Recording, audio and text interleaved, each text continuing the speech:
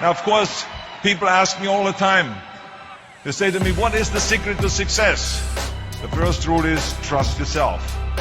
What I mean by that is so many young people are getting so much advice from their parents and from the teachers and from everyone. But what is most important is that you have to dig deep down and ask yourselves, who do you want to be? Not what, but who. And I'm talking about not what your parents and teachers want you to be, but you. I'm talking about figuring out for yourselves what makes you happy, no matter how crazy it may sound to the people. So rule number one is, of course, trust yourself no matter how and what anyone else thinks. And of course, rule number two is break the rules. We have so many rules in life about everything. I say break the rules, not the law, but break the rules. It is impossible to be a maverick or a true original if you're too well behaved and don't want to break the rules. You have to think outside the box. That's what I believe. After all, what is the point of being on this earth if all you want to do is be liked by everyone and avoid trouble? The only way that I ever got any place was by breaking some of the rules. Which of course brings me to rule number three. Don't be afraid to fail. Anything I've ever attempted, I was always willing to fail. You can't always win, but don't be afraid of making decisions. You can't be paralyzed by fear of failure, or you will never push yourself. You keep pushing because you believe in yourself and in your vision. And you know that it's the right thing to do, and success will come. So don't be afraid to fail. Which brings me to rule number four, which is don't listen to the naysayers. I mean, how many times have you heard that you can't do this and you can't do that and it has never been done before? As a matter of fact, I love it when someone says that no one has ever done this before, because then when I do it, that means that I'm the first one that has done it. So pay no attention to the people that say it can't be done. And that brings me to rule number five, which is the most important rule of all. Work your butt off. You never want to fail because you didn't work hard enough. I never wanted to lose a competition or lose an election because I didn't work hard enough. I always believed leaving no stone unturned. Muhammad Ali, one of my great heroes, had a great line in the 70s when he was asked, how many sit-ups do you do? He said, I don't count my sit-ups. I only start counting when it starts hurting. When I feel pain, that's when I start counting, because that's when it really counts. That's what makes you a champion. And that's the way it is with everything. No pain, no gain.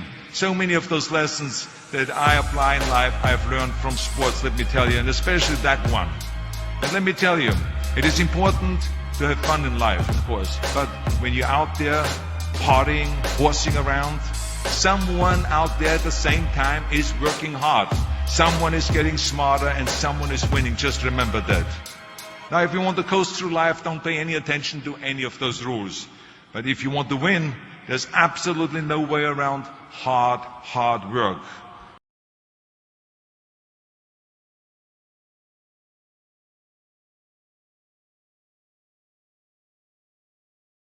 Don't listen to the naysayers, because there's always people out there that will tell you that you will not be able to do that, forget it, it's a stupid dream that you have, or a crazy vision and those.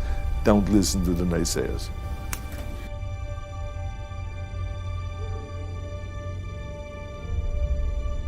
Well, I think that the number one thing is you have to have a very clear vision, a very clear goal of where you want to go, because only then you will get there.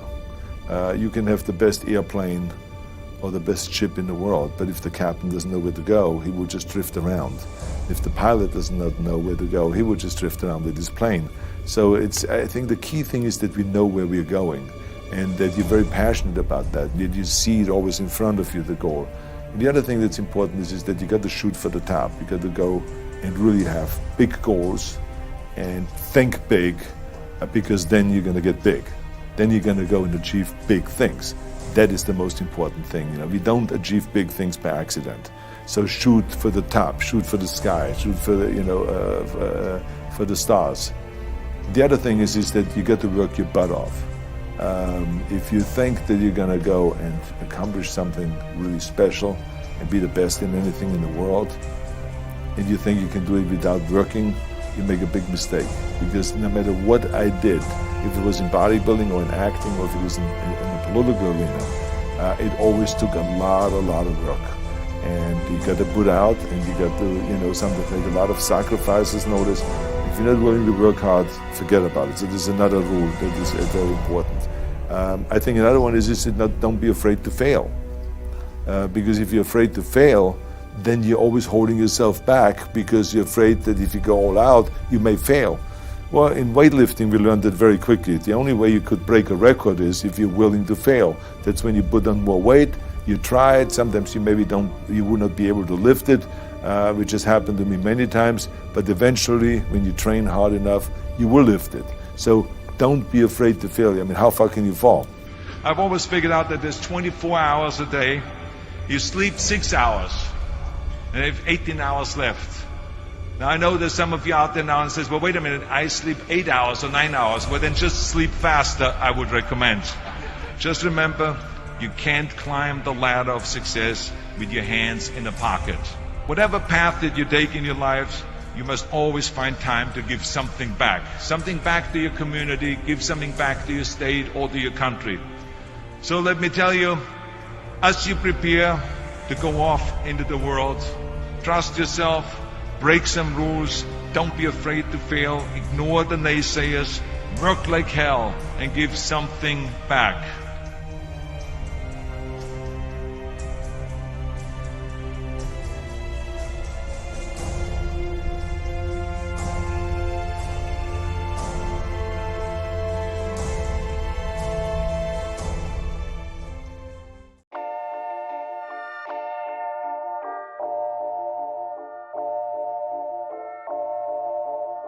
We took a lot of pride in trailblazing and how the game was played. I knew at that time when I was 8, I wanted to be an entertainer, and I loved the idea of that. It wasn't me, personally, that they didn't like.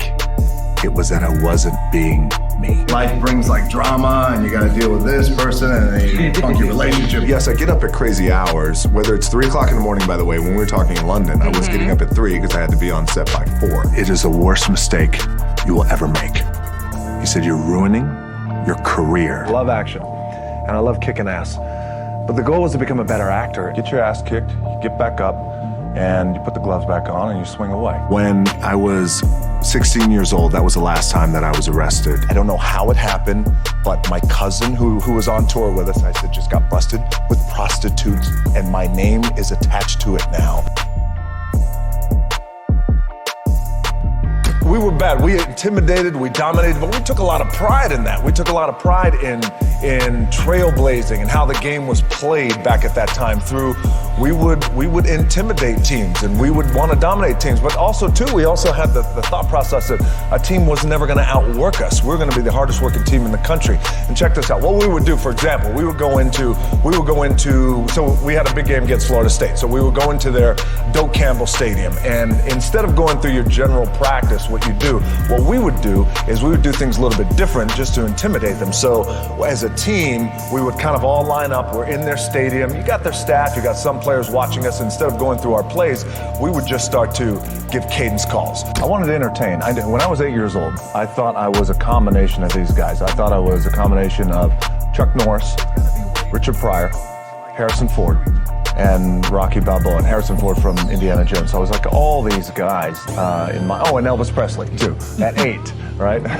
Pretty lofty ambition. Yes, exactly. I remember I had great angst every night before I went out because I was not able to be myself. Sensation of the year.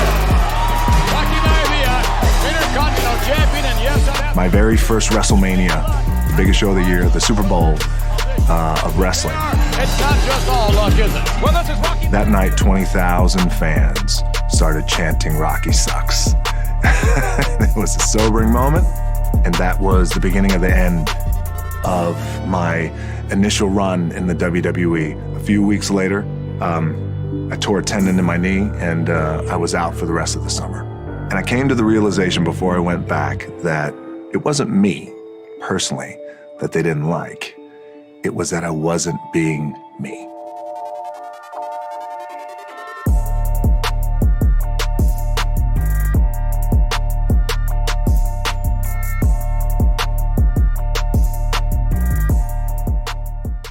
I believe in you, and I want to turn you around. Yes, I get up at crazy hours, whether it's 3 o'clock in the morning, by the way. When we were talking in London, I was getting up at 3 because I had to be on set by 7. So whatever time my call time is, and I tell this to studios and directors and our producers, whatever time my call time. So my call time is at 7, then you back your clock up 4 hours, and then that's when I get up and train twice. I'll get my cardio in and breakfast, and then I'll go hit the weights. Clanging and banging, we call it. Jack and iron. But like, what time do you go to bed? I mean, you might shoot really late at night. I'm averaging, on a movie, I'll average probably about 5 hours of sleep. Okay. I found that with depression, one of the most important things you could realize is that you're not alone. You're not the first to go through it. You're not gonna be the last to go through it. And oftentimes it happens. You feel like you're alone, and you feel like it's only you, and you're in your bubble, and I wish I had someone at that time who could just pull me aside and, hey, it's gonna be okay. It's gonna be okay. So I wish I knew that. Just gotta remember. Hold on to that fundamental quality of faith. Have faith that on the other side of your pain is something good. After about a month and a half of staying in that little apartment and cleaning, I got a phone call from the head coach of the team who cut me, the head coach of the Calgary Stampeders. He called me and he said, hey, I know we cut you, but I'd like you to come back. I said, okay, I appreciate that, coach. Thank you very much. I'll think about it. And he said, okay, great. I hung up the phone, and my dad said, you're gonna do it, right? I said, no, I don't think so. I think I'm done with that. And he goes, what? I said, my gut tells me I'm done. He said, what are you gonna do? I took a deep breath. I said, I'd like to get into the business. He said, what business? I said, the wrestling business. He said, you are throwing it all away. It is the worst mistake you will ever make. He said, you're ruining your career. I said, maybe I'll be no good. But I feel like in my heart I have to do this. And I either need you to train me or need you to not train me. My dad rose to the occasion. Said, I'll train you. And it wound up being one of the greatest chapters in my life.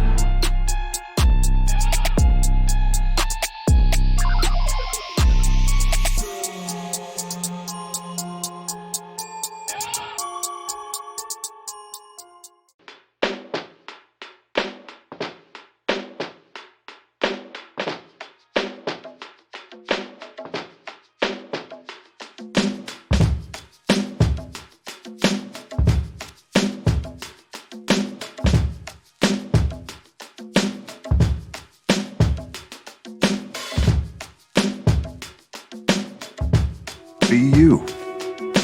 Be yourself. Whether it's in entertainment, whether it's out in public, whether you're a celebrity or not, whatever. And the most powerful thing you can be is yourself.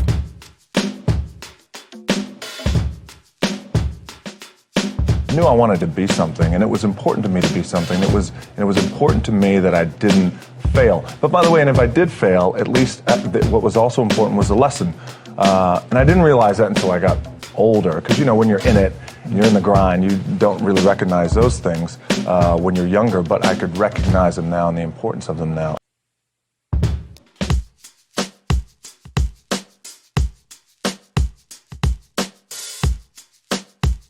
A lot of it was experience too. Get your ass kicked, get back up, and you put the gloves back on and you swing away. And I came to the realization before I went back that it wasn't me, personally, that they didn't like. It was that I wasn't being me.